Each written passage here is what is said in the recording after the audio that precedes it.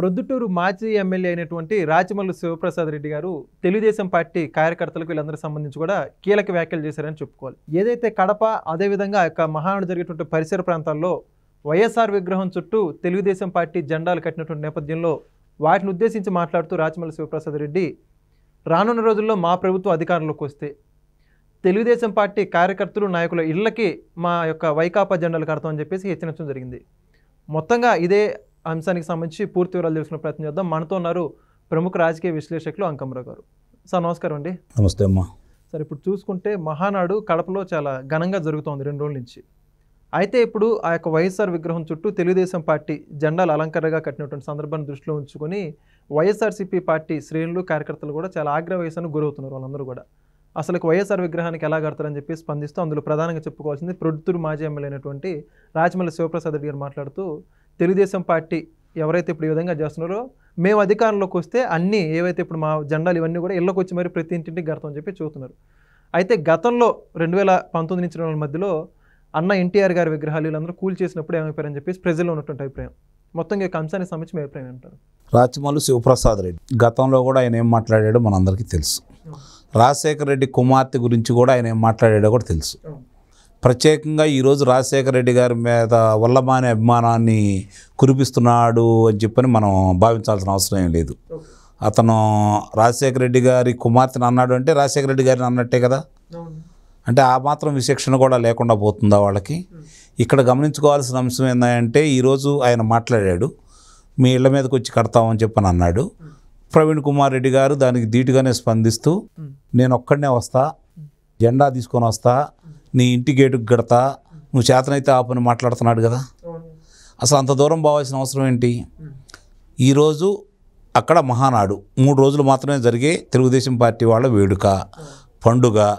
మీ జిల్లాలో ఇప్పటివరకు మా సొంతం అని చెప్పి చెప్పుకుంటున్నారు మీరు. 2004 నుంచి ఆ జిల్లా మొత్తం ఇక మీదే అనే భావనలో మీరు ఉన్నారు. దాన్ని మొన్న కూకటివేలుతో సహా పెగిలించి వేశారు తెలుగుదేశం పార్టీ కూటమి వాళ్ళు. 10 స్థానాల్లో 3 స్థానాలకు మాత్రమే మిగిచ్చేసి 7 స్థానాలు కూటమి కైవసం చేసుకుంది. ఇప్పుడు మీ బలం అన్నీ మీరు ఏదో ఊహించుకున్న బలం అంతా అక్కడ బలం కాదు, అది మీ బలం కాదు, అది వాపు అని చెప్పని తేలిపోయింది. అది వాస్తవం. ఎందుకంటే 1983 చూసుకున్నా, 1984 85 చూసుకున్నా, 1984 చూసుకున్నా, 1994 చూసుకున్నా, 1999 చూసుకున్నా అక్కడ గణనీయమైన స్థానాలు తెలుగుదేశం కూటమి కైవసం చేసుకోవడం కూడా జరిగింది. 8 స్థానాలు కూడా కైవసం చేసుకోవడం కూడా జరిగింది.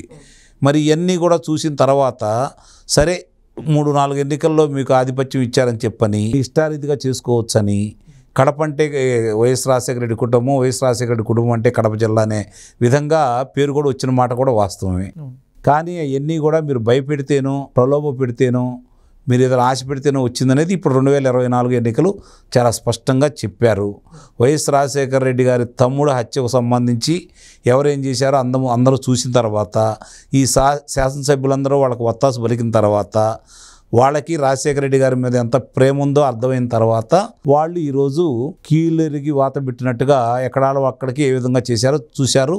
నిన్న చంద్రబాబు నాయుడు గారు కూడా చాలా స్పష్టంగా 2029 నాటి ఎన్నికలకి 10కి 10 స్థానాలు మనం ఎంత గెలవకూడదు, ఆ విధంగా మీరు ప్రయత్నం చెయ్యండి అని చెప్పాడే తప్ప మీలాగా చేయాలని ఆయన అయితే కోరుకోలేదు కదా. వాళ్ళు విగ్రహాన్ని కట్టారు, మీరు తీసేశారు, వాళ్ళ మీద అభియోగాలు మోపుతున్నారు, మీరు దాని గురించి మాట్లాడుతున్నారు. అంతకుముందు అసలు ఏమీ చేయనట్టు 5 సంవత్సరాలు నందమూరి తారక రామారావు విగ్రహాలని ఇబ్బంది పెట్టలేదా, లేకపోతే ఆయన విగ్రహం చుట్టూ మీరు కట్టలేదా, లేకపోతే ఆ బులుగు రంగులు వేయించలేదా, ఇవన్నీ చూసినాయే కదా. అవి అయితే ఎక్కడికి పొయ్యి అయితే కాదు కదా. మరి గ్రామ పంచాయతీ ఎన్నికలు ఎలా జరిగినాయి, ఎంపీటీసీ ఎన్నికలు ఎలా జరిగినాయి, జెడ్పీటీసీ ఎన్నికలు ఎలా జరిగినాయి, మున్సిపాలిటీ ఎన్నికలు ఎలా జరిగినాయి చూశారు. ఈరోజు దానికి ప్రజల్లో వచ్చిన చైతన్యం అది. అక్కడ వేడుక జరుగుతూ ఉంది. ముందు అసలు అక్కడ వేడుక జరగటమే మీకు మింగుడు పట్టలేదు. మా జిల్లాలో వైఎస్ రాజశేఖర రెడ్డి జిల్లాలో వచ్చి ఇంత గొప్ప వేడుక చేస్తారా? ఇప్పుడే అటు ఇటు కాకుండా ఉండాం, రేపు మా పరిస్థితి ఏంటి? లోనేమో భయం, పైకేమో బేకరాలు. ఆపడానికి చాలా ప్రయత్నించుంటారు కరోనా అది అని చెప్పేసి. చాలా వాళ్ళ ప్రయత్నాలు అయితే వాళ్ళు చేశారు. ప్రజాబలం ముందు ఇవన్నీ దిగదుడిపోయిపోయినాయి. తెలుగుదేశం పార్టీ ఏమంటున్నారు? తెలుగుదేశం పార్టీ కార్యకర్తలే మా అధినేతలు అంటున్నారు. మీరేమంటున్నారు? జగన్మోహన్ రెడ్డి మా అధినేత అంటున్నారు. వ్యత్యాసం ఉంది కదా ఇక్కడ, పూర్తిగా వ్యత్యాసం అయితే ఉంది కదా. ఇప్పుడు కార్యకర్తలు నిన్న మాట్లాడిన వేడుక చూసుకుంటా ఉంటే, ఆ సభ చూసుకుంటా ఉంటే, ఆ సభా ప్రాంగణంలో ఆసీన వాళ్ళు చూసుకుంటా ఉంటే, మాట్లాడిన వాళ్ళు చూసుకుంటా ఉంటే ఎవరెవరు ఏంటో ఒకసారి కళ్ళ ముందు కనపడతానే ఉంది కదా. సభా నిర్వహణ చేసిన వ్యక్తి రామ్మోహన్ నాయుడు, సభా నిర్వహణ చేసిన వ్యక్తి రామ్మోహన్ నాయుడు, సభా నిర్వహణ చేసినటువంటి వ్యక్తి ఎంఎస్ రాజు. సభలో విస్తృతంగా మాట్లాడిన వ్యక్తులు ఎవరెవరితో ఉన్నారో వరుసనే చూసుకుంటా ఉంటే వివిధ కులాలు, వివిధ ప్రాంతాలకు సంబంధించిన వాళ్ళందరూ కూడా చాలా స్పష్టంగా అక్కడ వాళ్ళ అభిప్రాయాలు చెప్పారు. చంద్రబాబు నాయుడు గారిని తిరిగి ఎన్నిక జరపడం కోసం అక్కడ వర్ల రామయ్య గారు ఎన్నికల అధికారిగా నియమించబడ్డాడు. ఏకగ్రీవంగా ఎన్నుకున్నారు కాబట్టి అయినా సరే ఆయనకు పత్రం ఇవ్వకుండా ప్రజాస్వామ్య పద్ధతిలో ఆయనకి ప్రమాణ చేయించేసి పత్రాన్ని ఇవ్వడం కూడా జరిగింది. ఇది ఎంత ప్రజాస్వామ్యంగా జరుగుతుంది. గతంలో మీరు ఎంత ప్రజాస్వామ్యంగా చేశారు. 43 సంవత్సరాల తెలుగుదేశం పార్టీ పుట్టి 43 సంవత్సరాలు పూర్తవుతున్న సందర్భంగా 30 మహానాడు చేసుకున్నారు వాళ్ళు. మీరు 2012లో పుట్టినటువంటి మీ పార్టీ ఇప్పుడు ఎన్ని మహానాడు చేసుకుంది, ఎన్ని వేడుకలు చేసుకుంది, ఎంతమంది చేత మాట్లాడించారు, మాట్లాడిన వాళ్ళందరూ ఎవరు, ఏ ఏ ఏ ప్రాంతం వాళ్ళు, ఏ కులం వాళ్ళు, నిన్న మాట్లాడిన వాళ్ళందరూ ఎవరెవరు ఒకసారి చూడండి. ఎక్కడి నుంచి వచ్చారు, ఏ ఏ ప్రాంతాల నుంచి వచ్చారు, ఏ ఏ కులాల వాళ్ళు ఉన్నారు, ఎవరికి ప్రాధాన్యత ఇచ్చారు, యువత ఎలా వచ్చారు, ఎంత సమయపాలన పాటించారు, ఎంత చక్కగా కార్యక్రమాలు పూర్తయిపోయినాయి, ఎంత ఆహ్లాదకరమైన వాతావరణంలో పండుగలాగా వేడుకలాగా ఏ విధంగా జరిగింది. ముఖ్యంగా నారా చంద్రబాబు నాయుడు గారిని తిరిగి మళ్ళీ తెలుగుదేశం పార్టీ అధ్యక్షుడిగా ఎన్నుకున్నందుకు ఆయనకు శుభాకాంక్షలు తెలియజేస్తూ ఆయన నిన్న ఒక మాట కూడా మాట్లాడటం కూడా జరిగింది. పార్టీలో కోవర్ట్లు వచ్చి వస్తున్నారు, జాగ్రత్తగా ఉండండి అని చెప్పని. అది గ్రామ స్థాయి నుంచి శాసనసభ స్థాయి నాయకుడి వరకు కూడా వాటిని క్షుణ్ణంగా పరిశీలించి వాళ్ళను దూరంగా పెట్టండి. ఇంకొక 3 పర్యాయాలు తెలుగుదేశం పార్టీకి, కూటమికి ఎలాంటి ఇబ్బందులు అయితే ఉండవు కాబట్టి వీళ్ళ మీద ఉన్నటువంటి నేరాలు, వాళ్ళు చేసినటువంటి తప్పులు, వాళ్ళు చేసినటువంటి దోపిడీ, వాళ్ళు చేసినటువంటి హత్యలకు సంబంధించిన అన్నింటిని కూడా సాక్ష్యాధారాలతో నిరూపించేసి వాళ్ళకి శిక్షలు వేయమని చెప్పని మీ కూటమికి ప్రజలు అంత అఖండ విజయాన్ని చేకూర్చారు కాబట్టి ఆ దిశగా మీరు ప్రయాణం చేసేసి వీళ్ళు మళ్ళీ వచ్చే ఎన్నికల్లో 2029 నాటికి మాట్లాడే అవకాశం లేకుండా చేస్తారని చెప్పి ప్రజలైతే భావిస్తున్నారు.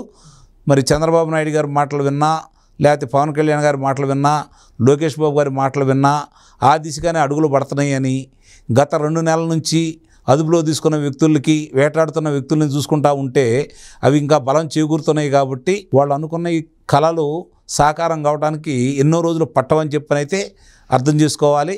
దాంట్లో అతిథుడేం కాదు, రాచమల్లు లేకపోతే ఆ కడప ప్రాంతం వాళ్ళు లేకపోతే వైఎస్ఆర్సీపీ పార్టీకి చెందిన వాళ్ళు ఎవరు కూడా తప్పించుకోవడానికి వీలు లేదనేది మాత్రం స్పష్టంగా అర్థమైపోతూ ఉంది. చాలా చక్కగా చెప్పారు sir. Thank you. Please subscribe to Leo news for more videos.